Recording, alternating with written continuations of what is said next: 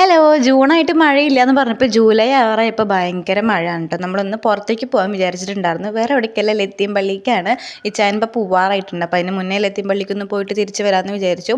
അങ്ങനെ തിരിച്ചു വരും വഴിക്ക് ഒടുക്കത്തെ മഴ. അത് അവിടെ ഒരാൾ കണ്ണൊന്നും കാണാനില്ല എന്ന് പറഞ്ഞിട്ട് വണ്ടി ഓടിച്ചുകൊണ്ടിരിക്കുകയാണ് കേട്ടോ. അതിൻ്റെ ഇടയിൽ എൻ്റെ മടിയിലിരിക്കുന്നത് അമ്പിസ്വാമിയുടെ പാലട പായസം എന്നാണ് പറഞ്ഞത്. എനിക്കറിയില്ല, ഞാൻ ഫസ്റ്റ് ടൈമാണ് ഇത് കാണുന്നതും കേൾക്കുന്നതും. അപ്പോൾ ഇത് ഇച്ചായൻ്റെ ഫ്രണ്ടിന് വേണ്ടിയിട്ട് മേടിച്ചിട്ടുള്ള പായസമാണ്. അപ്പോൾ അതുകൊണ്ട് ഞാൻ ടേസ്റ്റ് ചെയ്തിട്ടില്ല. അപ്പോൾ അതിനെനിക്ക് ടേസ്റ്റ് ശരിക്കും അറിയത്തില്ല. അപ്പോൾ നമ്മൾ വരണ വഴി അടുത്തുള്ള ചായക്കടയിൽ നമ്മൾ ചായ കുടിക്കാനായിട്ട് നിർത്തിയിട്ടുണ്ടായിരുന്നു. മഴയത്ത് ചായ കുടിക്കാൻ നല്ല രസമാണല്ലോ അല്ലെങ്കിലും.